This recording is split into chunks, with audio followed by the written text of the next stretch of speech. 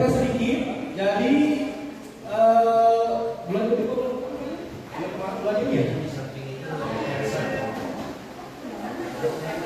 Oh, akhir September sampai awal bulan ini saya dan Bu Yuli ditunjuk oleh ACD sebagai Fasda atau fasilitator daerah. Kami mengikuti pelatihan selama 4 hari. Kemudian hasil dari pelatihan ini kami harus mendestinasikan ke ibu bapak semuanya. Mohon maaf, diseminasi kali ini materinya mungkin sebagian besar ibu bapak sudah tahu. Jadi istilah Sunda namanya sanes kojaina, sanes ngajarkeun apa itu dia. Nanti ibu bapak akan kita beri tayangan, kemudian materi, ada namanya 7 jurus guru BK hebat. Tapi guru hebat lah. Tapi ini semuanya juga bisa diterapkan di semua guru ya. Materinya berkaitan dengan siswa, sekolah dan lingkungan sekolah itu sendiri. Untuk sesi pertama saya serahkan ke Ibu Yuli. Atur Pak Dirjen sareng Pak Diki yang sudah membuka.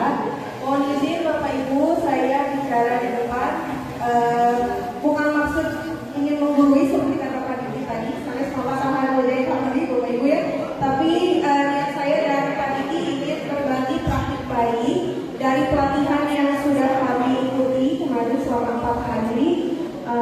Mengenai kalau pelatihan yang kami ikuti itu judulnya 7 jurus guru BK hebat. Tapi kompetensi 7 jurus ini bukan hanya untuk guru BK, untuk Bapak Ibu guru dan semuanya juga. Saya mulai saja Bapak Ibu. Amin. Assalamualaikum warahmatullahi wabarakatuh. Apa kabar Bapak Ibu semuanya, sehat?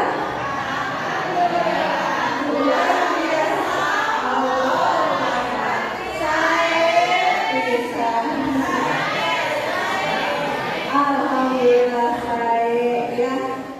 saya selalu bertanya kabar dulu ke anak-anak itu, jawabannya jadi senang ya, membangun mood booster di awal gitu ya, melihat semangat antusias anak didik kita. Saya yakin Bapak Ibu ini semua yang hadir di sini sudah hebat semuanya. Ya meskipun judulnya 7 jurus guru hebat, saya yakin Bapak Ibu sudah sangat hebat. Dengan hadirnya Bapak Ibu di ruangan ini mengikuti kegiatan kolektif guru hari ini, itu sudah menunjukkan komitmen yang sangat hebat sekali gitu ya, meskipun cuacanya mendung-mendung gerimis ya, pengennya tarik selimut tidur di rumah ya, tapi Bapak Ibu sangat antusias untuk mengikuti KKD hari ini. Semangat ya, tepuk tangan untuk Bapak Ibu semuanya, keren ya. Ada yang menangis hujan tadi di badai meskipun kosong, hari ini tidak ada yang mengajar, keren ya. Bapak Ibu juga semua ya. Baik, Bapak Ibu ini yang berkaitan dengan 7 jurus itu, yang pertama ada kenali potensi, yang kedua kelola emosi, yang ketiga tumbuhkan resiliensi, yang keempat jaga konsistensi, yang kelima jalin koneksi, yang keenam bangun kolaborasi, dan yang ketujuh adalah menata situasi. Bapak Ibu sudah diketahui ya semua mungkin guru mata pelajaran, wali kelas, Bapak Ibu wakasek, semua stakeholder sekolah dan termasuk guru BK itu harus saling bekerja sama ya Bapak Ibu. Termasuk bagaimana cara kita bukan hanya mengajar kepada siswa menyampaikan informasi atau ilmu, tapi kita juga harus mendidik karakter Bapak Ibu ya. Apalagi di pembelajaran mendalam sekarang ini, di planning ini kita harus menyelenggarakan pembelajaran yang berkesadaran, yang bermakna dan menggembirakan. Jadi bukan lagi hanya mentransfer ilmu pengetahuan saja, tapi kita harus mengenali potensi yang dimiliki semua siswa kita gitu. Bapak Ibu, apakah semua siswa memiliki potensi yang sama? Tidak ya Bapak Ibu, ada yang mungkin jago matematika, ada yang jagonya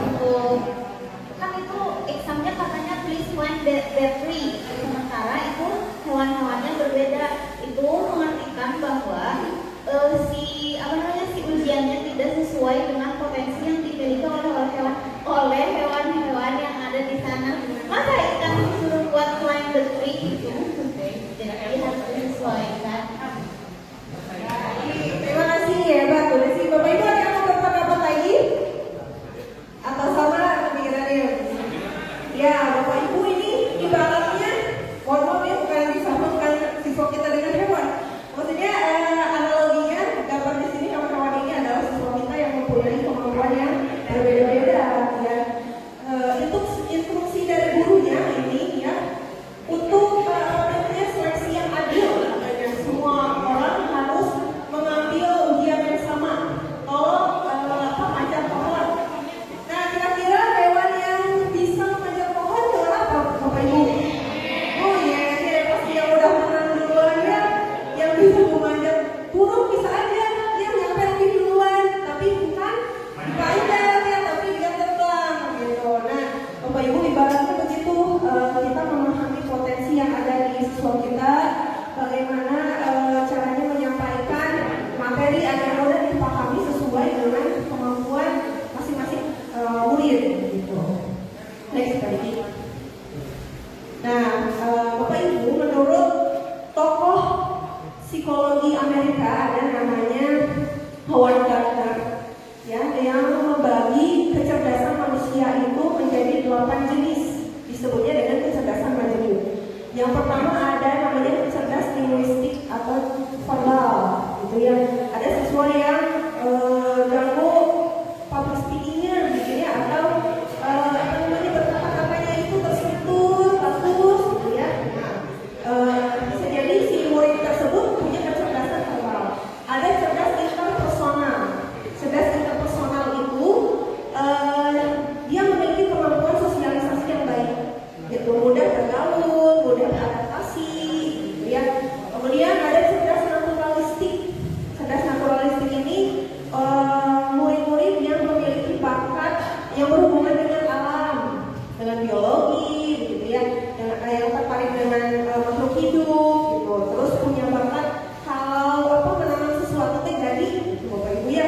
Kan ada yang seperti saya tidak berbakat bercocok tanam, ya kalau menanam sesuatu gagal gitu ya, tidak seperti ayah dan ibu saya yang bakat naturalistiknya ada, gitu ya, tidak menurun. Nah, kecerdasan juga ya Bapak Ibu, ada yang secara genetik menurun, ada yang membutuhkan pengembangan melalui proses pembelajaran, pengalaman, gitu ya, latihan.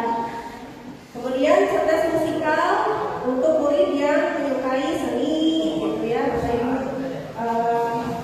seni musik ataupun yang berhubungan dengan alat musik. Cerdas logika matematika, ini untuk murid yang suka hitungan, ya, yang belajar matematika itu cepat lengkapnya, gitu ya, cepat ngerti. Kemudian cerdas intrapersonal. Nah, yang ini Bapak Ibu mungkin kita sebagai manusia juga harus mempunyai kecerdasan intrapersonal ini, yaitu memahami diri sendiri, Bapak Ibu ya. Dan yang paling sulit itu memahami diri ya. Kalau memahami orang lain mah gampang, gitu ya, tinggal melihat, mengamati, komentar, gitu ya.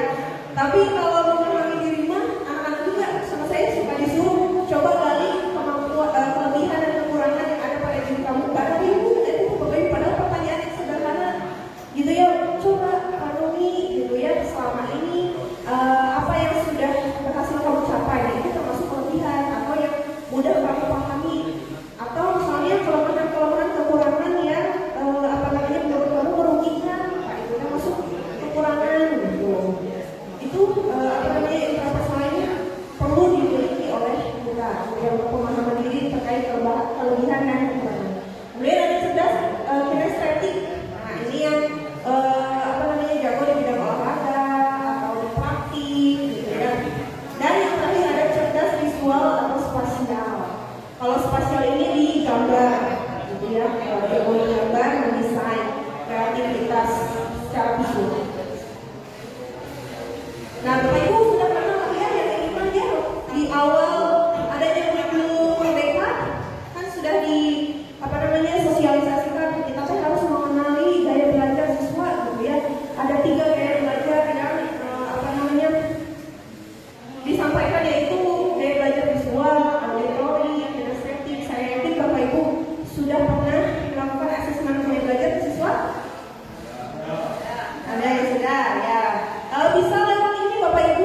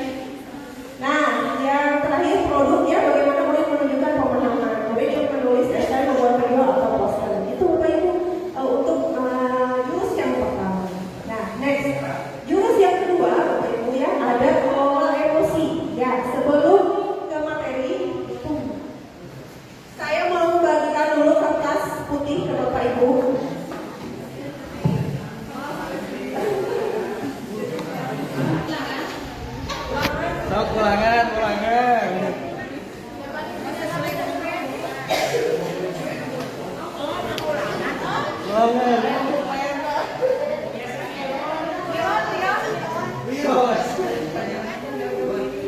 Bapak Ibu Bapak sambil menunggu lokasi yang dibalikan ya pada jurus ini di planning ini kan digemborkan mengenai sosial emosional ini ya Bapak Ibu apa disebut sel gitu ya. Nah pada jurus ini kita akan mengetahui mengenai 5 kompetensi sosial emosional learning itu apa ya. Tapi sebelumnya pasnya nah kita bermain kertas emosi ya Bapak Ibu. Aturan mainnya setiap peserta akan menerima satu lembar kertas sebagai simbol emosi. Anggap si kertasnya simbol emosi Bapak Ibu ya. Kemudian nanti saya akan membacakan sebuah cerita. Bapak Ibu mau bayangkan Bapak Ibu di posisi cerita yang saya akan ceritakan. Kemudian Bapak Ibu nanti merespon cerita tersebut melalui kertas. Jika merasa senang, kertas dapat dipesang ya. Kalau merasa kesal, kertas bisa dikemas. Kalau marah bisa disobek. Ya, bisa dipahami Bapak Ibu? Kalau senang dielus, kalau kesal dikemas, kalau marah disobek. Gitu ya. Proses ini akan dilanjutkan hingga cerita selesai. Sudah siap Bapak Ibu ya? Ya, next. Nah, ceritanya pagi itu Bapak Ibu guru berangkat ke sekolah mengendarai sepeda motor. Bahan ajar yang sudah disiapkan rapi digantung di motor. Namun beberapa meter sebelum sampai sekolah, motor mendadak mogok karena kehabisan bensin. Dengan susah payah, Bapak Ibu guru mendorong motor hingga sampai ke sekolah. Nah, coba membiaskan kertasnya.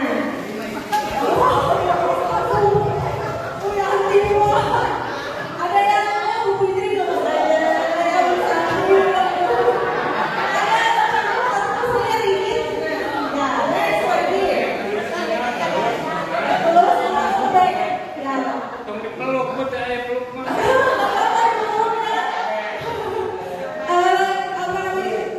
Oke, yang lanjutnya Bapak Ibu, sampailah Bapak Ibu di kelas. Hampir semua siswa datang tepat waktu, namun belum sempat suasana stabil. Andi masuk terlambat. Ia hanya menunduk sambil berkata, "Maaf Bu, Pak, saya telat." Coba gimana? Oh, sobat anak saya. Oke. Lanjut ya. Pelajaran pun dimulai. Namun saat akan menggunakan bahan ajar yang sudah disiapkan, Bapak Ibu guru tersadar bahwa bahan tersebut tidak ada. Dicari ke sana kemari tetapi tetap tidak ditemukan. Dengan terpaksa Bapak Ibu guru melanjutkan mengajar seadanya. Bayangkan aktivitas mengajar yang seru seketika buyar. Gimana nih? Bayangin dulu. Kesal sekali. Dia mau tinggal aja. Ya, remang-remang dikit. Kesana masih nuduh kayaknya ya. Masya Allah, tabarakallah. Next, Pak. Di tengah pelajaran, saat Bapak Ibu guru mengajar, Andi terlihat tidak memberikan perhatian. Dia menunduk di bangkunya. Saat didekati, ternyata Andi sedang terlelap ketiduran. Wah, si Andi tidak bakalan tidur. Pelajaran Bapak Ibu. Sabar aja. Oke.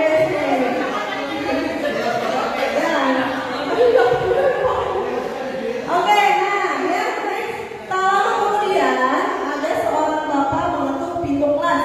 Bapak Ibu membuka pintu dan menghampirinya. Bapak itu berkata, "Maaf, saya pamannya Andi. Sebetulnya Andi sudah 3 hari di rumah sakit karena menunggu ayahnya yang sedang sakit. Meski kurang tidur, tapi Andi maksa selalu ingin sekolah karena tidak mau ketinggalan pelajaran. Sekarang saya ini izin mau jemput Andi karena ayahnya masuk ICU." Nah, ayo. Oke, next Pak. Paman Andi juga mengeluarkan sebuah bungkusan dari tasnya. "Oh iya Pak, Bu, tadi di jalan saya menemukan bungkusan ini. Saya tadi cek isinya buku dan ada nama sekolah ini, jadi saya bawa."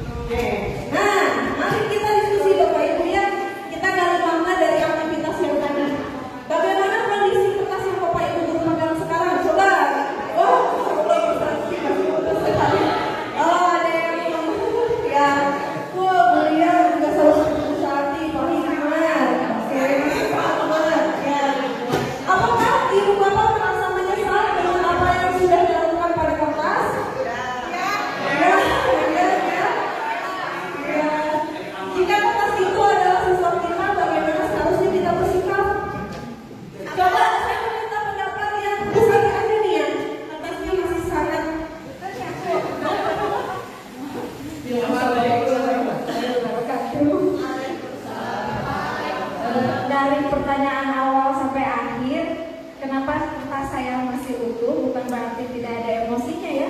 Cuman yang saya rasakan memang itu adalah bagian dari resiko kita. Kayak tadi yang pertama mogok, motor, yang ketiga bawa motor, mereka mah aja sawe gitu ya, tinggal didorong gitu ya. Ambek ayah, ambek itu sih nggak capek dulu, tapi nggak sampai marah, nggak sampai kesel biasa aja gitu. Kemudian menghadapi anak yang kesiangan, apalagi tadi dia minta maaf juga gitu ya. Kita menghadapi anak kesiangan dari muka hamburannya udah biasa gitu ya. Kita udah minta maafnya udah alhamdulillah gitu. Jadi dari semuanya itu udah bagian dari risiko pekerjaan sih menurut saya. Jadi udah ngerjain gitu. Masya Allah. Pertama Bapak Ibu hebat semuanya. Ya, Bapak Ibu marah kecewa ada wajar ya. Karena namanya emosi manusia tidak boleh dipendam, apalagi denial gitu ya terhadap perasaan apa yang kita rasakan. Dan Bapak Ibu itu juga sama manusia. Ya, wajar merasakan marah ataupun marah. Tapi di kompetensi sosial emosional ini, next ya. Bapak Ibu harus bisa apa ya, kita mungkin udah tahu lah ya profesionalnya sebagai guru tidak boleh membawa masalah dari rumah ke sekolah gitu ya, dilampiaskan ke siswa gitu ya. Alangkah lebih baiknya kita bisa menunda sejenak rasa marah kita, nanti mungkin cari pelampiasannya yang wajar, yang sehat, atau cara lain yang bisa menenangkan amarah atau rasa kecewa dan sedih yang Bapak Ibu rasakan. Nah, ini dia 5 kompetensi sel Bapak Ibu ya yang bisa diterapkan ke murid. Yang pertama yaitu self awareness atau menyadari diri, kemampuan untuk memahami emosi, pemikiran dan nilai-nilai yang mempengaruhi perilaku dalam berbagai situasi. Ya, kalimatnya, contoh kalimatnya, saya bisa mengenali emosi saya seperti senang, sedih, takut, malu, khawatir gitu. Kemudian ada self management atau mengelola diri. Ya, kalimatnya saya tahu caranya untuk menenangkan diri saya saat marah, takut, atau khawatir. Kemudian ada mengambil keputusan yang bertanggung jawab. Saya memahami keputusan yang saya ambil dapat berdampak pada diri dan orang lain. Nah, Bapak Ibu ini bisa diterapkan dulu pada diri sendiri lalu dilatih ke murid. Next Pak, yang ini 3, nah yang 2-nya terampil berrelasi. Saya menjalin pertemanan sehat dengan mereka. Ya. Kemudian kepedulian sosial, saya peduli dan bisa belajar dan selaras dengan norma sopan santun yang berlaku. Bapak Ibu, maaf ya ini agak dipercepat karena ada 7. Nanti materinya akan saya share kalau Bapak Ibu membutuhkan. Next. Nah, Bapak Ibu, pentingnya membangun kolaborasi antara guru dan guru mereka dalam pengembangan kompetensi sosial emosional learning di sekolah. Apalagi sekarang ada guru wali ya Bapak Ibu. Saya ingat betul yang pernah disampaikan oleh Bapak Pengawas kita, Bapak Darman ya, bahwa kita sebagai guru adalah semua guru adalah guru BK.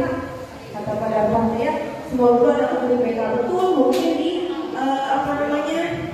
bagian bimbingannya, di aspek bimbingan atau misalnya membantu pemecahan masalah siswa itu bisa dibantu oleh Bapak Ibu guru. Tapi untuk aspek konselingnya, masalah yang tingkatan, masalah yang tinggi mungkin itu harus dialihkan ke guru BK Bapak Ibu ya. Nah, ini bentuk kolaborasinya bisa melalui kegiatan perencanaan program terintegrasi, bersama-sama merancang program pembelajaran yang menyisipkan nilai-nilai sel seperti empati, tanggung jawab, dan kerjasama. Melaksanakan kegiatan kelas dan sekolah, berkolaborasi dalam pelaksanaan kegiatan kelas seperti diskusi kelompok atau proyek sosial yang mengembangkan keterampilan interpersonal murid. Pendampingan dan intervensi murid ini yang sering kita laksanakan di Bapak Ibu wali kelas dan mereka sudah bekerjasama dengan baik, begitupun guru BK dengan wakasek kesiswaan dan wakasek yang lain juga sudah terlaksana. Kemudian pelatihan dan penguatan kompetensi guru, salah satunya melalui KKD ini, Bapak Ibu ya. Monitoring dan evaluasi perkembangan murid dapat berupa umpan balik dari sisi akademik dan perilaku kelas. Kalau guru BK menilai dari aspek psikososialnya. Kegiatan ekstrakurikuler dan program sekolah ya, jadi bisa berkolaborasi menyusun program anti-bullying, misalnya anti counseling, hari kesehatan mental, atau berkolaborasi di, kita kan ada tim pencegahan ya belum, tim pencegahan dan penanggulangan kekerasan di sekolah. Nah, Bapak Ibu juga ada yang terlibat sebagai panitia di situ. Jadi sekarang mah yang harus mengerti psikologi siswa itu bukan hanya guru BK, kita semua Bapak Ibu ya, Bapak Ibu guru juga harus memahami bagaimana bukan hanya secara fisiknya tapi secara mental juga. Next. Nah, Bapak Ibu sudah jurus ketiga lagi ya, nyebut. Yang ketiga ini adalah tumbuhkan resiliensi. Bapak Ibu ada yang pernah mendengar kata resiliensi? Baru Ibu. Resiliensi itu ada ya daya lenting ya atau daya juang. Bapak Ibu ya, mungkin kita perhatikan anak-anak sekarang itu daya juangnya rendah ya, Bapak Ibu. Ya tapi nggak semua ya, maksudnya mayoritas terlihatnya gitu ya, seperti diberi soal matematika atau kimia, misalnya yang susah sedikit udah nyerah gitu ya, nggak mau nyoba, udah ibu aku udah nggak bisa, sampai ada yang gitu ya. Nah ini pentingnya kita semua menemukan resiliensi pada diri siswa, yaitu kemampuan untuk bangkit kembali setelah menghadapi kesulitan. Bukan sekadar tidak menyerah, tetapi juga kemampuan untuk beradaptasi, belajar dan terus berkembang, gitu ya. Jadi bagaimana ketika murid itu mengalami kesulitan, stres atau trauma, gitu ya, dia bisa bertahan, bisa bangkit lagi. Ya sedih sesaat mah wajar ya, tapi dia nggak jadi bolos sekolah atau misalnya melampiaskan ke hal-hal yang negatif gitu. Dan dia juga bisa tumbuh lebih kuat setelah menghadapi tantangan. Nah, mengapa daya lenting makin penting, Bapak Ibu ya, banyak kasus ya di berita. Saya tiap buka Instagram atau TikTok pasti beritanya miris gitu ya. Kasus-kasus bunuh diri sekarang ya sedang marak gitu ya. Yang terdekat aja di kita ya di SMA 6 gitu ya. Itu salah satu faktornya bisa jadi kurangnya memiliki resiliensi gitu ya, sikap resiliensi gitu. Ini contoh-contoh kasus yang terjadi gitu ya. Sampai ada siswa SMP bunuh diri saat HP-nya disita, saking nggak bisa dilepas dari HP gitu ya, sampai dia mengakhiri hidupnya. Nah, Bapak Ibu ya sudah paham betul ya bagaimana growth mindset ini dikembangkan di pembelajaran mendalam. Sudah disampaikan juga oleh Pak Dadan, Pak Agung dan Bu Risma ya mengenai growth mindset itu seperti apa ya, berpikir bertumbuh. Nah, kalau fixed mindset itu kan pemikiran yang menganggap bahwa kemampuan, bakat itu tidak bisa dikembangkan ya, itu bawaan lahir. Nah, kalau growth mindset percaya bahwa kemampuan, bakat, minat siswa itu bisa dikembangkan, bisa terus diarahkan ya. Nah, kita mulai mengubah paradigma pemikiran kita sendiri mungkin ya Bapak Ibu untuk menjadi growth mindset yang tadinya mungkin menganggap bahwa kesuksesan itu hanya bisa diraih oleh orang yang punya bakat. Nah, sekarang mah harus yakin saya bisa sukses dengan berusaha gitu ya. Kemudian atau saya menyerah, misalnya diberikan tugas, udah menyerah nggak bisa. Nah, coba bisa diberikan motivasi ke siswa, ayo kamu harus coba lagi, biar nanti bisa gitu. Atau bisa diterapkan dulu ke diri sendiri. Ketika diberi tanggung jawab, misalnya Bapak Ibu, meskipun pengalaman pertama, jangan dulu takut, coba dulu aja, jalani dulu aja, kan belum tahu ya bagaimana nantinya. Tuh. Saya juga termasuk ya awal-awalnya takut, malu gitu ya berbicara di depan Bapak Ibu teh gitu ya, atau merasa ilmunya masih kurang dibanding Bapak Ibu. Tapi saya coba lakukan saja dan niatnya pengen sharing gitu ya, Bapak Ibu kita mau menguruin. Jadi lama-lama terbiasa gitu. Nah, atau misalnya saya tidak bisa, jadi saya belum bisa. Kalau tidak bisa kan stuck ya. Kalau belum bisa mah ya ada usaha, masih bisa diusahakan. Nah, ini ya coba-cobanya. Next Pak. Nah, kalau pujian itu fokusnya ke individunya ya. Kalau bedanya pujian dengan dukungan ya ini. Kalau dukungan itu spesifik dan fokus pada perilaku. Contoh kalimat ini. Kalau pujian kamu hebat, ya udah gue hebat. Jadi siswa merasa oh ada aku udah hebat. Contohnya. Beda dengan kalau memberikan dukungan, kamu sudah bekerja keras, kamu layak dapat prestasi itu. Nah, gitu ya. Bisa kalimatnya diubah ketika berinteraksi dengan murid. Ya.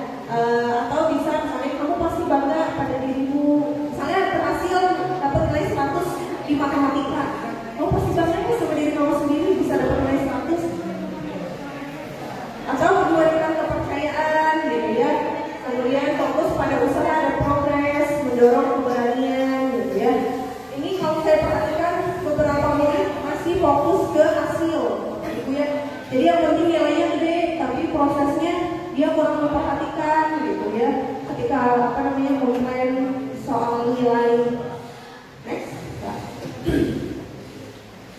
Nah ini ya contoh situasi ya untuk membantu murid menerima dan bangkit dari kegagalan. Situasinya tim sepak bola sekolah gagal masuk final, padahal peluangnya sangat besar.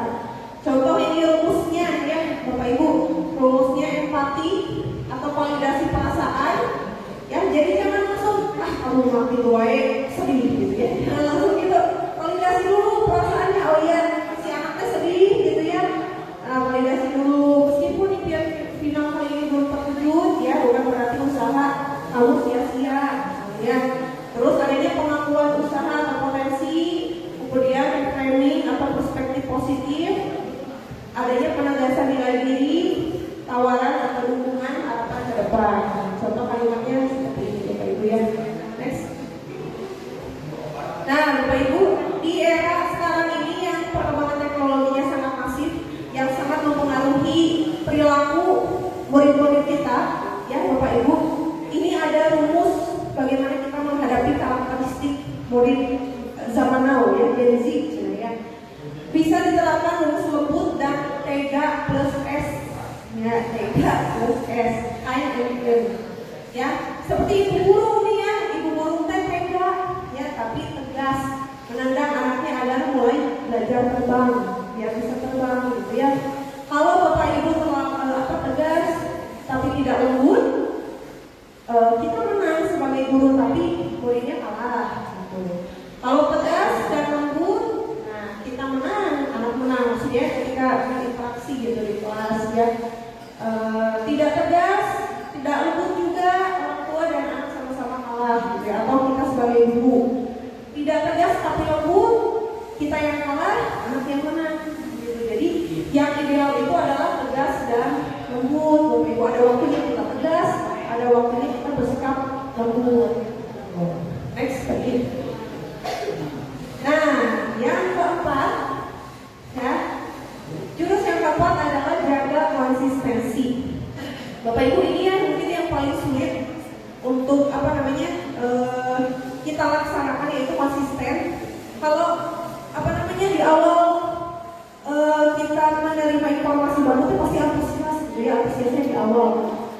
Tapi di tengah mungkin mulai apa namanya menurun semangatnya, gitu ya, dan tidak bertahan lama. Nah, dibutuhkan konsistensi Bapak Ibu untuk menerapkan sampai 4 jurus ini dulu ya. Nanti ada 3 jurus lagi. Keterampilan yang perlu dikuasai adalah memberikan bimbingan kepada murid untuk menumbuhkan kebiasaan yang positif. Kemudian memberi bimbingan kepada murid untuk menghilangkan kebiasaan negatif. Guru bisa menjadi inspirator, bukan motivator. Nah ini yang penting ya Bapak Ibu. Kita harus bisa jadi inspirator, terinspirasi gitu misalnya. Apa namanya anak-anak melihat kita memberikan contoh, kemudian mereka mengikuti. Kalau motivator kita hanya apa namanya istilahnya menyemangati doang gitu ya, tapi tidak ada aksi, jadi menyemangati saja. Next Pak.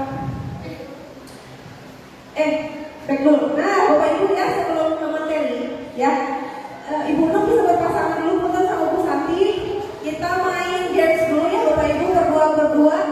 Pak Dadan punten bisa sama Pak Ijen. Bu Pipit dengan Bu Dais ya. Pak Haji punten dengan Pak Mimar. Nah berdua ya. Kita gamesnya berpasangan. Oh Liri, Bu Liri bertiga. Oh Pak Ijen sama Bu Liri. Tapi ini harus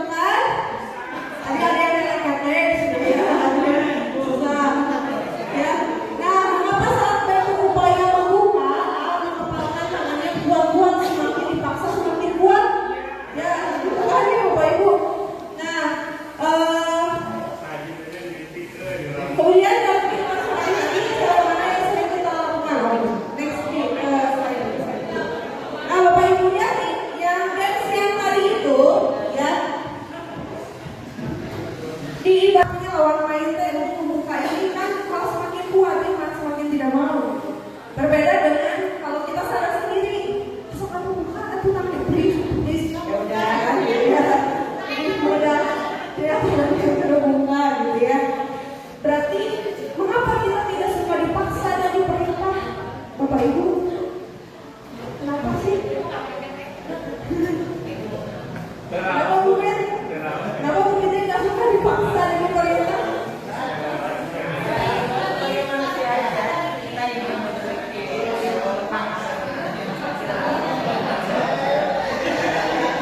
Karena dia dipaksa aja nggak enak sih.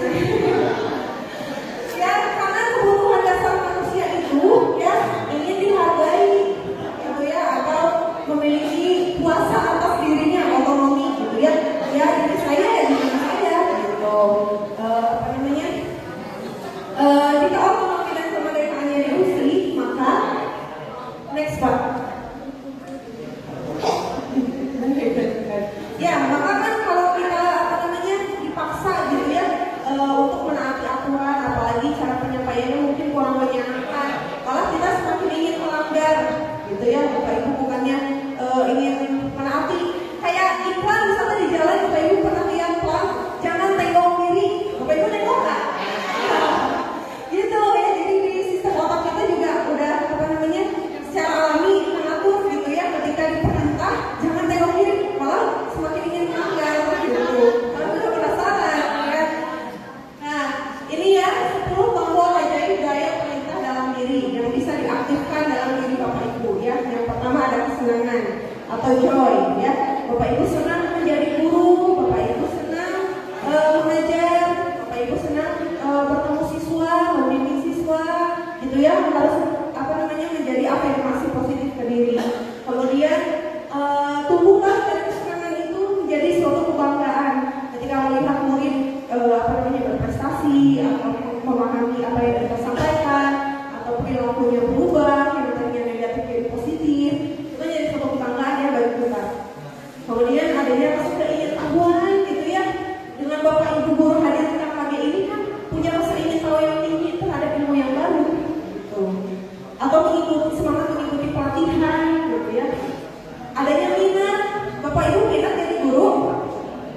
Pasti minat ya, kamu yang sudah puluhan belasan tahun ya, pasti kamu minat gitu jadi guru ya. Adanya minat ya Bapak Ibu, profesi kita itu bukan hanya profesi yang mulia ya Bapak Ibu, tapi apa namanya banyak hal lainnya juga gitu ya, banyak hal yang positif yang bisa kita bagi ke murid. Kemudian adanya tujuan ya, kita harus tahu tujuannya apa ya, untuk menjadi guru teh apa tujuan Bapak Ibu, bukan hanya orientasinya secara materi saja gitu ya, banyak tujuan lain yang harus kita capai.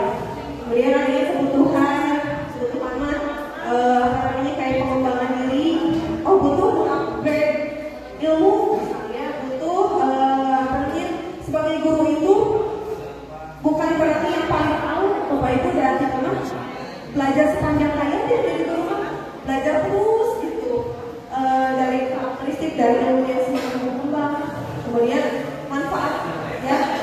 Nah, coba ini terapkan 10 tombol ini ya, manfaat, tantangannya bagaimana kita menghadapi tantangan, keyakinan kita bisa menghadapi semua hal yang terjadi, kemudian maknanya apa dari segala peristiwa yang kita jalani. Nah ini ya, pembiasaan berbasis kesadaran. Kalau disiplin biasa mah ya disebabkan karena faktor eksternal seperti paksaan. Kalau disiplin positif karena kesadaran internal, gitu. Sadar harus ikut KKG, gitu ya. Bukan karena takut nilai SKP-nya Bapak Ibu itu. Bener ya. Ini yang tidak bermaksud apa Bapak Ibu. Tapi sadar apa gitu, memang harus kegiatan harus diikuti atau kegiatan sekolah yang lain atau Bapak Ibu harus ke kelas. Itu tuh sebagai tanggung jawab. Kemudian membentuk kepatuhan. Kalau disiplin biasa membentuk kepatuhan, iya patuh. Patuhnya bisa jadi karena takut, ya karena takut hubungan, gitu ya. Kalau disiplin positif mah karena rasa tanggung jawab. Oh iya ada rasa tanggung jawab. Kemudian disiplin biasa mah jangka waktunya pendek saat itu saja, gitu ya. Kalau disiplin positif mah berjalan panjang sampai kapanpun karena sudah jadi kebiasaan. Apa namanya tumbuh kesadaran konsisten begitu Bapak Ibu ya. Next.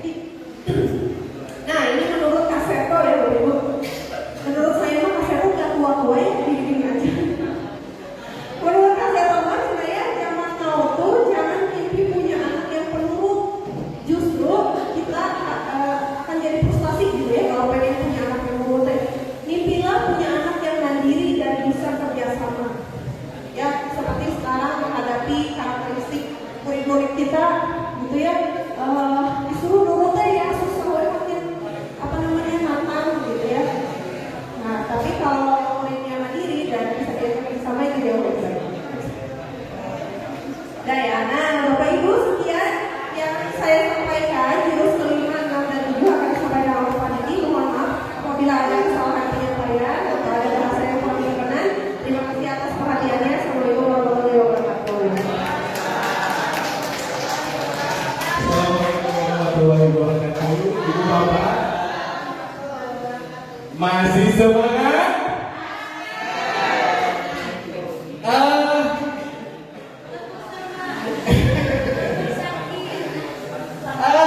Saya akan mencoba menjelaskan 3 jurus lagi sebentar lagi Ibu Bapak. 5 jurus ke-5, jurus ke-6, dan jurus ke-7. Sekarang saya mau Ibu Bapak duduknya kan udah samping-sampingan nih. Kalau yang sendiri boleh dong berdua dong, dari saya dong.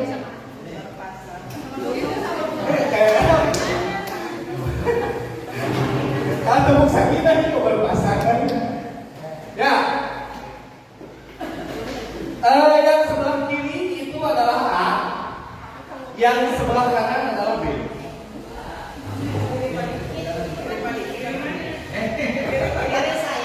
Kiri saya A, kanan saya B. Nah, yang A tugasnya curhat ke B. Curhatnya curhat apa? Apa aja. Kamu di Abi, dan bebas. Boleh. Curhatnya mau curhat tentang apa saja boleh. Sebentar Bapak Ibu, sebentar. Yang B tugasnya main HP, mau nulis, tidak mendengarkan boleh. Tapi yang A harus curhat. Ya, yang A yang kiri. Yang A sebelah sini. A ini A, ini A, ini A.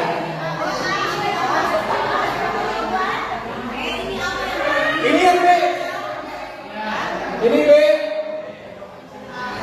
Ibu Irma, Ibu Eka, Ibu Irma, Bu Yanti, Pak Nawawi itu B. Bu Fitri, Bu Nur, Bu Cici, dan itu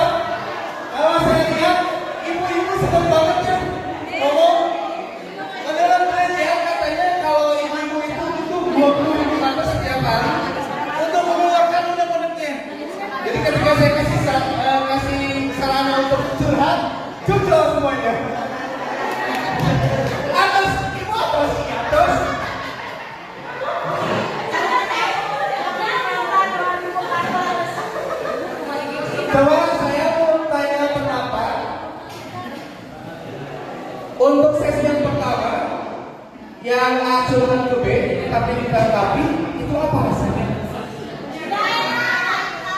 Merasa terabaikan. Dilihat. Apalagi ibu bapak. Bu, emang enak dicuekin. Merasa tidak dihargai. Sekarang untuk yang kedua, yang B curhat ke A tapi ditanggapi. Gimana perasaan? Bahagia, empong, merasa tidak sendiri, berbagi beban,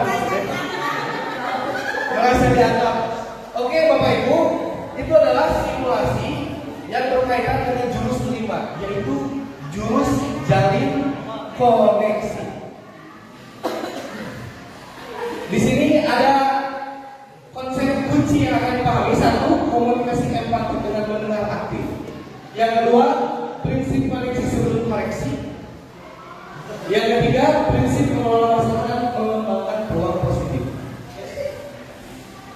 Nah, rumus mendengar aktif, dengar jam. D-nya, dedikasikan tubuh dan jiwa kita. Jadi, dedikasikan tubuh dan jiwa kita itu kita ada di sana. Nggak cuma kayak tadi, jiwa dan tubuhnya ada, tapi tidak didedikasikan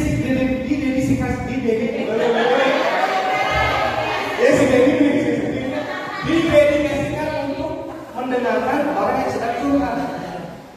Tadi ada, fisiknya ada, tubuhnya ada, cuma tidak didedikasikan untuk kayak kamu gimana? Dedikasikan untuk curhat ya. Kemudian E-nya itu ekspresi diperlihatkan. Senang kan ketika kita ngobrol, ketika kita berbicara, lawan bicara kita menanggapi dengan cara mengekspresikan. Saya pun sama, lamun kami bilang assalamualaikum, kepadu, harusnya tidak berekspresi, lemah. Yang ketiga, netralkan posisi. Kami bapak ibu atau bapak ibu bapak sekarang sedang sibuk, lagi ada kerjaan atau apa. Ketika ada yang murid kita yang butuh sama kita, netralkan posisinya. Artinya simpan semuanya dulu. Coba dengarkan dulu apa yang dibutuhkan oleh siswa kita. Kemudian gangguan hilangkan. Hampir sama dengan netralkan posisinya. Gangguannya hilangkan. Ketika sedang asik, ketika sedang siswa kita sedang berbicara pada kita, coba handphonenya silentkan dulu. Sama halnya kita menghargai juga siswa kita. Jadi gangguan-gangguan yang sekiranya akan mengganggu komunikasi kesampingkan dulu. Yang A-nya, amati isi pembicaraan. Ketika si anak sedang curhat atau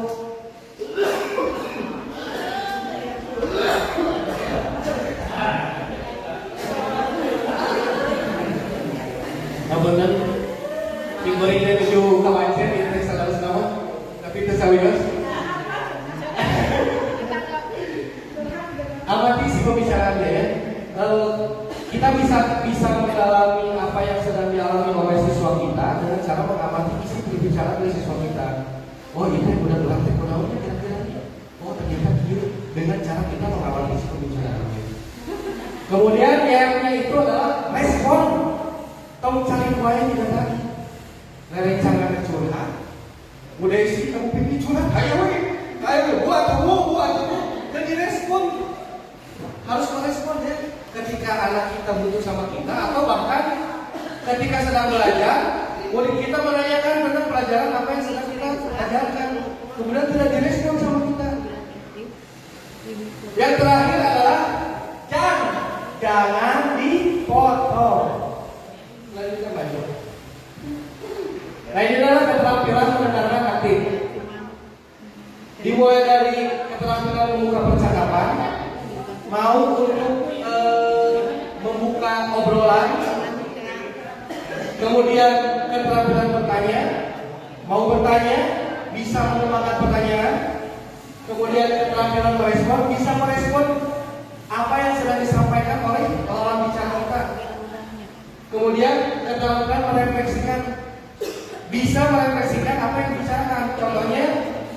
ketika anak menjelaskan tentang keadaannya, kita bisa merefleksikan, oh kamu tuh di rumah tuh seperti ini. Jadi kita merespon dan merefleksikan. Kemudian yang terakhir adalah keterampilan menyimpulkan. Next. Nah, dari keterampilan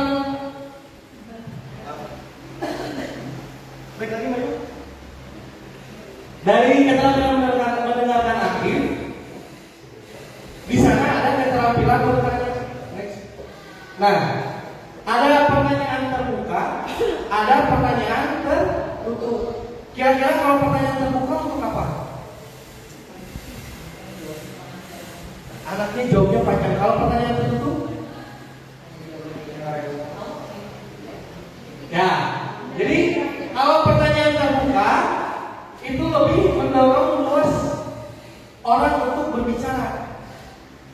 Contoh, Bu Fitri sudah makan atau belum? Itu pertanyaan apa? Hanya menanyakan iya dan tidak. Kalau saya tanya Bu Fitri sedang makan apa? Aduh kan banyak. Jadi ketika kita mau mengeksplorasi apa yang sedang dialami oleh siswa, kita bisa menggunakan pertanyaan terbuka. Kemudian tujuannya menggali dan mendalami proses konseling. Kalau pertanyaan tertutup hanya konfirmasi dan penegasan. Contohnya yang biasa saya lakukan, mari kasus kapangi babalnya. Itu hanya konfirmasi dan penegasan. Contohnya apa yang membuatku merasakan seperti itu? Kalau pertanyaan tertutup, apakah kamu merasa marah?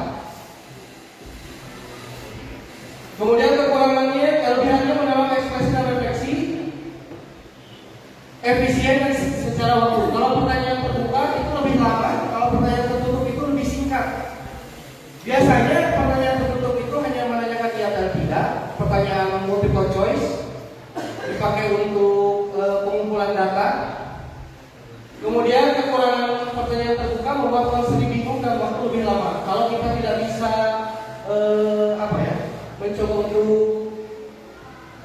membuat situasinya lebih nyaman, akan membuat konseling bingung untuk waktu yang lebih lama. Kemudian pertanyaan tertutupnya kekurangannya membatasi dan bernuansa informasi. Kemudian idealnya untuk membangun hubungan dan kepercayaan. Kalau pertanyaan tertutup idealnya untuk mengklarifikasi fakta. Kemudian respon yang diharapkannya, kalau pertanyaan terbuka jawaban panjang, relatif dan eksploratif. Kalau pertanyaan tertutup jawaban singkat, tegas, ya atau tidak. Nah ini Bapak Ibu, koneksi sebelum koreksi.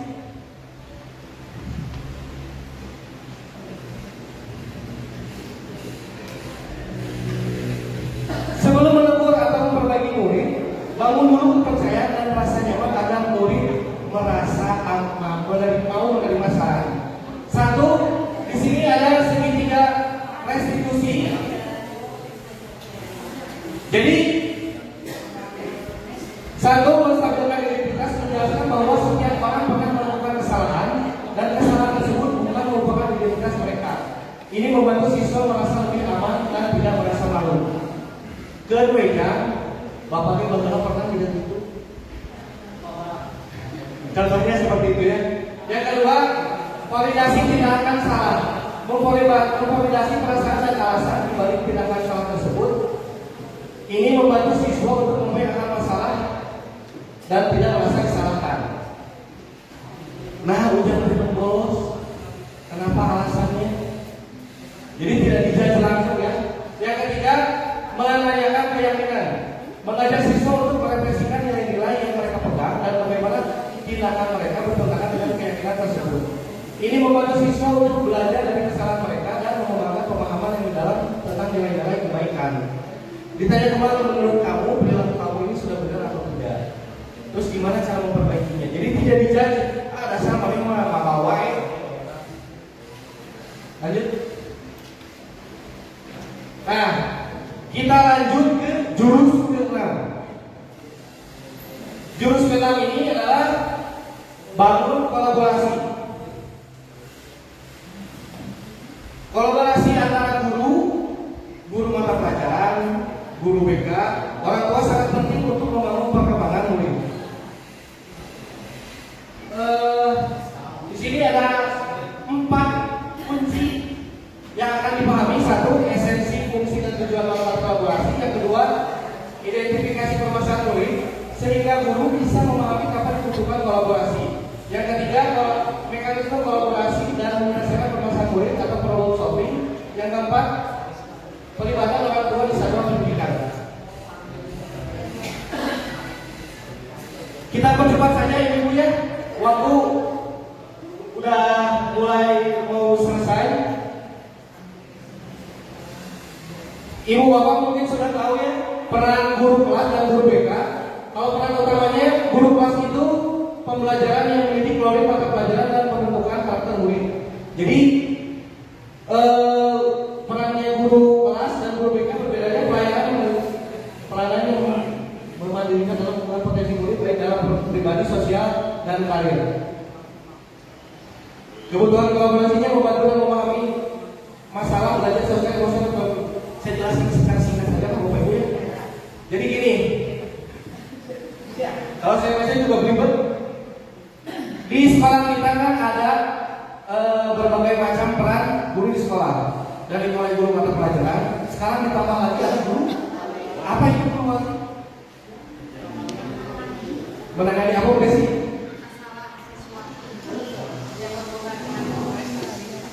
Ya, yang berhubungan dengan kasih ekonomi. Kalau wali kelas apa dengan guru wali? Manajemen administrasi kelas. Administrasi kelas. Administrasi kelas. Ada guru wali kelas, guru BK. Kalau guru BK apa ibu? Tahu nggak? Abi di sekolah ini tahu nggak? Satu, membantu siswa belajar baik di sekolah ya, menangani permasalahan. Kemudian ada juga wakasih baik dari kurikulum, kesiswaan, sarana, dan humas. Yang terakhir kepala sekolah. Jadi di kolaborasi ini sebetulnya akan menjelaskan tentang peran setiap guru.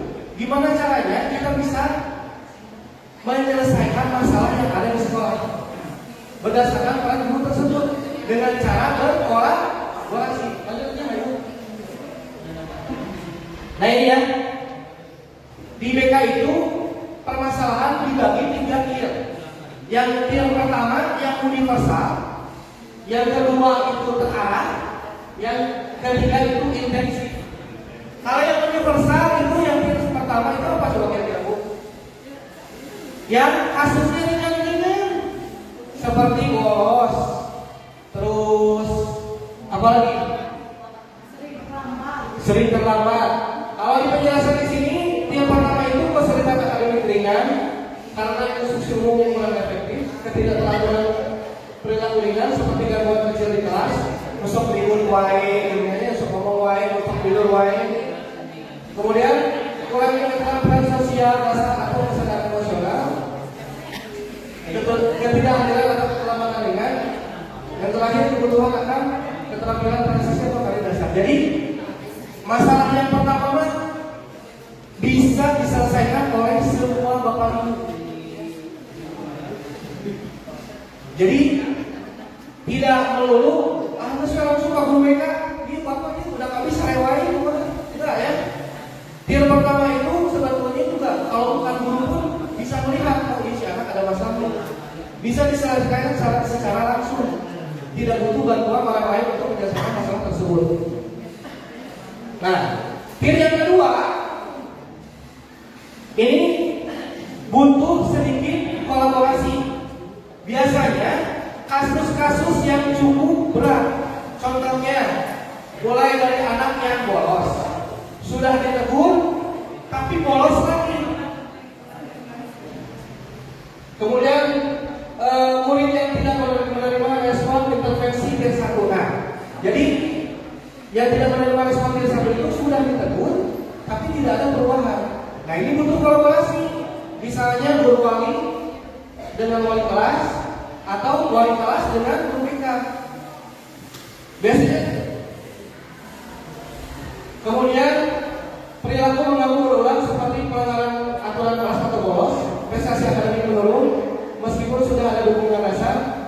kecemasan sosial, kesulitan berinteraksi dengan teman sebaya, atau tidak membuat mengelola stres atau konflik secara produktif. Biasanya sok aya wali kelas menjelaskan kami pada itu orang kaya itu kurangnya mencari kuai si kata seorang ngobrol kepada ini sudah. Nah itu ada di titik 2 di mana masalahnya sudah mulai kompleks. Yang terakhir tier 3. Nah ini adalah tahapan masalah yang paling serius. Biasanya dalam tahapan ini dibutuhkan orang-orang yang memang ahli. Contoh, tahun lalu kita pernah berurusan dengan kasus yang berkaitan dengan obat-obatan, penyalahgunaan obat-obatan. Nah, gimana kita cara mengatasinya? 1, kita panggil orang tuanya, kita panggil orang yang ahli, atau bahkan mungkin ketika kita sudah di sekolah ini kan tidak ada psikolog ya, tidak ada dokter. Nah, otomatis ketika ada yang seperti itu kita referalkan ke yang lain. Contohnya kita minta bantuan ke BNN, kita minta bantuan ke polisi. Ini ya, gangguan mental seperti kecemasan berat, depresi atau PTSD, masalah terlalu berat, agresi, impulsif, outburst emosional. Kemudian ketidakmampuan belajar yang parah atau gangguan neuropsikologis. Yang selanjutnya trauma mendalam atau masalah-masalah sosial ekonomi yang signifikan. Kemudian pengabdian dan kekerasan dalam rumah tangga, pengabaian atau yang terakhir hambatan budaya dan diskriminasi sistematik. Nah, Bapak Ibu, sekolah kita alhamdulillah ya belum pernah terjadi kasus yang besar tentang anak. Tapi di dalam sendiri kemarin-kemarin sudah tidak perlu disebutkan lagi lah ya. Ada anak yang meninggal diduga karena bullying di sekolah. Bahkan bullyingnya dilakukan menurut informasi walaupun di sana sini dilakukan oleh oknum guru juga. Nah ini justru harus jadi perhatian kita juga ya. Kalau ada anak seperti itu yang hanya diam saja, tidak mau ketika istirahat tidak jajan, nggak mau ngobrol sama orang, nah itu harus jadi perhatian kita juga. Gimana cara menyelesaikan masalahnya? Kita cari orang yang lebih ngerti. Biasanya saya juga kemampuannya terbatas. Biasanya kalau saya sudah mentok, saya datang ke gunung. Gunung, oh iya, abi tos gini, tapi malah kali ini gini. Jadi masalah anak itu adalah masalah kita semua, masalah kita bersama. Masalah anaknya dan masalah mereka hukum kan Bapak Ibunya. Kalau ada sebenarnya kami hukum, tak pada gini udah pilih. Masalah anak itu masalah kita semua. Di dalam kolaborasi ini bagaimana caranya kita bisa bekerja sama menanggulangi masalah-masalah siswa. Lanjut ya. Ini ya gambarannya. Kalau yang ringan itu bisa ke guru mapel atau ke guru piket atau maksudnya di sini guru wali. Kalau masalahnya sudah menuju ke sedang, bisa diminta bantuan ke guru BK atau ke wali kelasnya.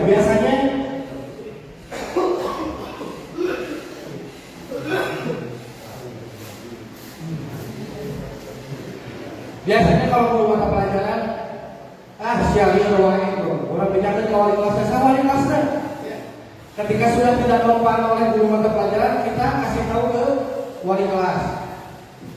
Kemudian, kalau sudah masalah berat, itu biasanya kita referal. Mulai dari koordinasi dari guru yang menerima masalah ke wali kelas, ke guru BK, jadi guru BK tidak beres, ke wakasek. Kalau masih tidak beres ke kepala sekolah, ternyata setelah dilakukan audiensi, kita butuh orang yang lebih ahli, yaitu direferakan, mau ke dokter, atau ke psikolog, atau ke polisi sekalipun, ke BNN bisa. Lanjut.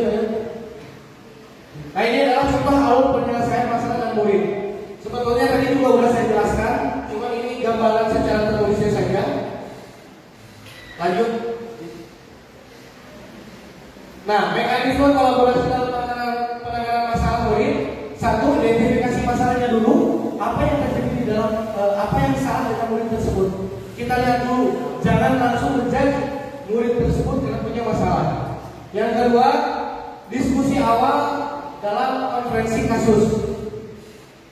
Kita diskusikan dengan rekan-rekan sejawat kita, baik yang di luar jurusan kita. Saya sendiri guru BK mungkin belum banyak pengalamannya, makanya saya juga berdiskusi dengan guru lain atau dengan guru BK yang lain. Kemudian setelah berdiskusi kita tetapkan tujuan dan strategi intervensi berdasarkan tingkatan. Maksudnya gimana? Nah ini sebenarnya maksudnya ke tier mana? Ke tier 1, tier 2, atau 3. Bagaimana cara penyelesaiannya? Kemudian setelah itu kita implementasikan yang sudah didiskusikan dan dilihat apakah sesuai atau tidak. Yang kelima, kalau sesuai berarti berhasil, kalau tidak sesuai berarti ada evaluasi dan tidak lanjut. Yang keenam, didokumentasi dan komunikasikan. Nah ini terjadi juga apa tadi namanya? TPPKS tim penanggulangan pencegahan dan penanggulangan kekerasan sekolah. Nah ini juga kan kita kemarin sudah membentuk itu ya. Di sana kan sudah dijelaskan juga tahapan seperti ini sampai ada dokumentasi dan komunikasinya seperti apa. Lanjut. Nah dalam penyelesaian masalah juga kita perlu melibatkan adanya orang tua, karena yang di sekolah kita yang bisa mengawasi, kalau sudah pulang sekolah berarti orang tua yang mengawasi. Tujuannya untuk apa? Meningkatkan efektivitas intervensi mendukung dan konsisten dan di rumah dan di sekolah. Di sekolah sudah dilarang, adek, bapak, ibu, barangkali mulai kamu mau mulai sini nyawa HP wae, biasa juga kayak. Nah kita komunikasikan dengan orang tua. Kemudian memperkuat hubungan komunikasi sekolah dan rumah. Artinya apa? Tujuannya sekolah apa? Ketika di rumah juga tidak berubah. Ulah di rumah wae, di sekolah wae juga berubah, ternyata di luar berubah. Nah itu kita perlu komunikasi dengan orang tua biar sejalan. Kemudian mengurangi resiko miskomunikasi atau resistensi terhadap strategi sekolah. Maksudnya apa? Kadang-kadang kita perlu ngobrol langsung dengan orang tua siswa. Kadang-kadang ketika kita kasih informasi ke anak itu kadang-kadang nyampeinnya seenaknya. Informasinya kurang, tidak lengkap, tidak jelas. Kemudian yang terakhir, mempercepat deteksi masalah dan pengambilan keputusan bersama. Jadi fungsinya orang tua, fungsinya kita bisa komunikasi dengan orang tua atau kolaborasi dengan orang tua, salah satunya kita bisa tahu kadang-kadang di sekolah itu informasi yang kita dapat sedikit, tapi ketika ditanyakan ke orang tuanya kita bisa dapat informasi yang lebih banyak. Alhamdulillah. Yang terakhir, jurus menata situasi. Jadi di jurus terakhir ini saya persingkat aja biar lebih cepat lagi. Jurus terakhir ini adalah jurus menata situasi. Di sini ada konsep kunci yang akan dipahami. Satu, berpikir sistem. Kemudian kedua, prinsip pengurangan risiko. Yang ketiga, sekolah aman, nyaman, dan menggembirakan.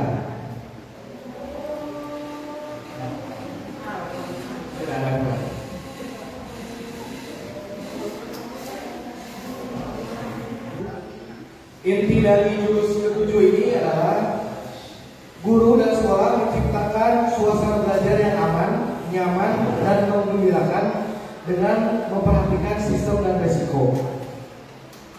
Kemudian di sini ada aspek-aspek aman, nyaman, dan menggembirakan. Satu, aman dari kekerasan, aman dari ranah online, aman dari bencana. Kemudian nyaman relasi sosial, nyaman lingkungan belajar, nyaman sarana prasarana. Kemudian nyaman iya, sama ya.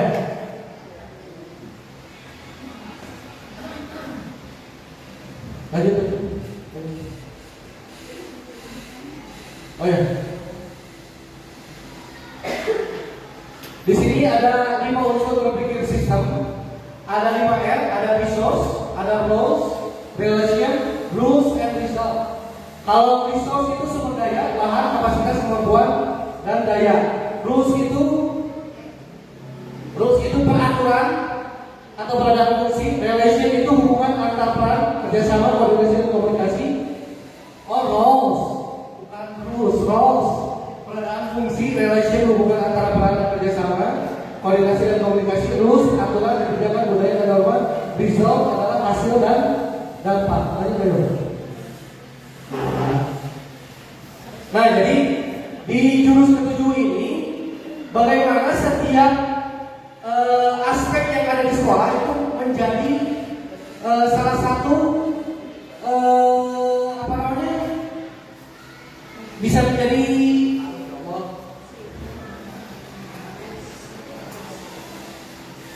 bisa menciptakan suasana yang nyaman untuk belajar di sekolah. Jadi mulai dari tata kelola, edukasi dan sarana prasarananya, mulai dari aman, nyaman dan menggembirakan. Di satuan pendidikan itu amannya itu menyediakan sampah yang aman dan bencana dan kekerasan. Di sekolah kita sudah aman belum dari bencana dan kekerasan? Belum maksimal. Ada yang sudah aman ya. Kalau dari bencana mah insya Allah ya. Sekolah kita naik ke atas jauh, belum meletus karetnya itu semuanya kebagian. Kemudian nyaman, menyediakan sarpras yang nyaman digunakan dan inklusif. Menurut Bapak Ibu, sekolah kita sudah ada belum sarprasnya? Sudah terpenuhi belum? Belum ya, tapi sudah cukup menuju. Kemudian menggembirakan, menyediakan area permainan bagi anak. Ayah ada di orang? Ayah di lapan.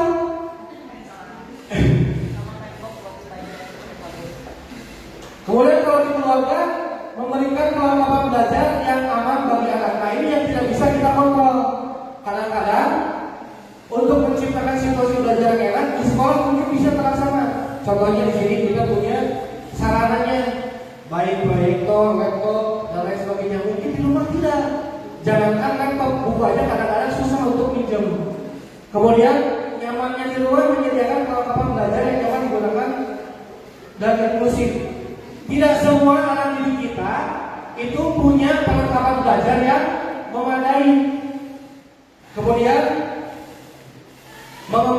mengembirakan, menyediakan kelengkapan belajar sesuai dengan tumbuh kembang anak. Masih jauh mengapa kayaknya. Kalau di masyarakat yang aman itu memberikan bantuan penyediaan sarpras sama bagi anak. Yang nyamannya memberikan bantuan penyediaan upaya sarpras yang nyaman digunakan dan inklusif. Mengembirakannya memberikan bantuan sarpras yang nyaman. Kali ini dijelaskan secara langsung aja. Nah, jadi Bapak Ibu ya, intinya dari mengatasi situasi ini kita lihat Bapak Ibu, mengatasi situasi itu contoh ini.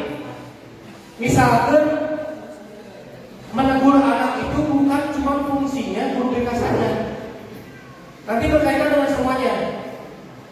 Misalkan menegur buang sampah atau apa, bukan hanya guru BK saja, tapi semua guru. Kenapa ini berkaitan dengan mengatasi situasi?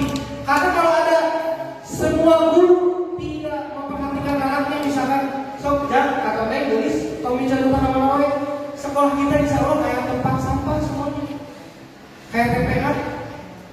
Dibutuhkannya menatasi situasi ini, dibutuhkan semua sistem semua guru atau semua fungsi yang ada di sekolah, baik guru, PU, satpam, masyarakat, semuanya termasuk murid juga.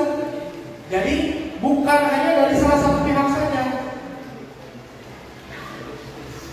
Kemudian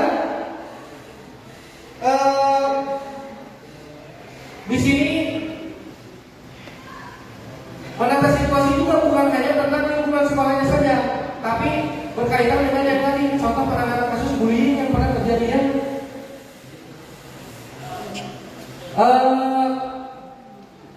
Fenomena bullying hari ini masih banyak tindakan bullying yang terjadi dan dinormalisasikan. Jangan membandingkan keadaan kita dulu dengan anak yang sekarang. Oh, mana beda desa itu zaman bapak gitu. Jangan ya. Itu sama saja tidak melihat perasaan anak tersebut. Kemudian resource-nya itu kapasitas pengetahuan tentang bullying. Kurangnya pengetahuan bullying dan banyaknya kesalahpahaman tentang bullying, misalnya bullying dianggap sebagai bercanda. Nah, banyak di kita yang dinormalisasikan kalau bullying itu dianggap bercanda. Aku sakit doa emang dengan naon. Di rumusnya tidak ada kebijakan sekolah yang sistematis untuk mencegah bullying.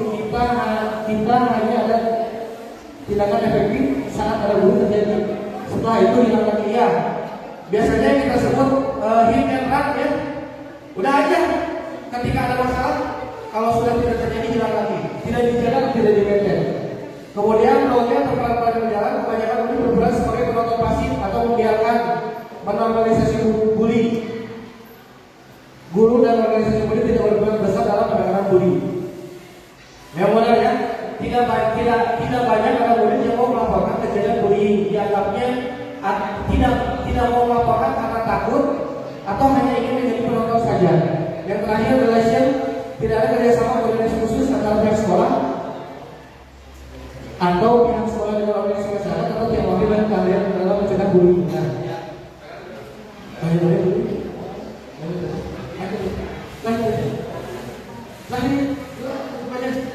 Nah, jadi gini ya, Bapak Ibu.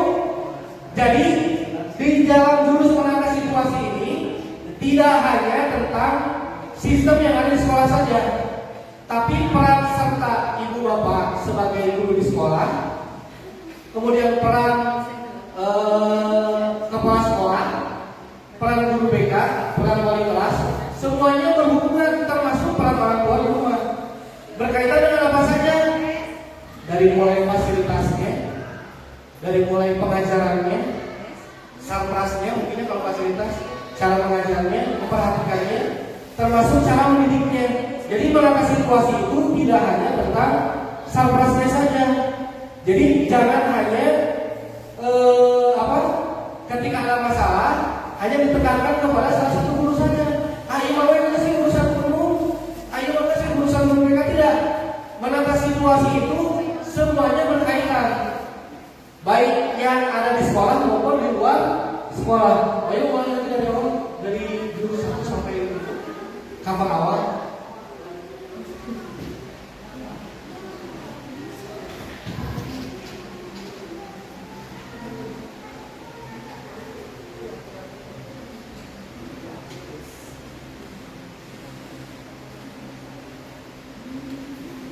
Kita sudah sampai di penghujung acara.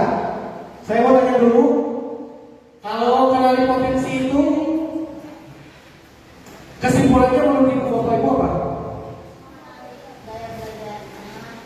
Gaya belajarnya,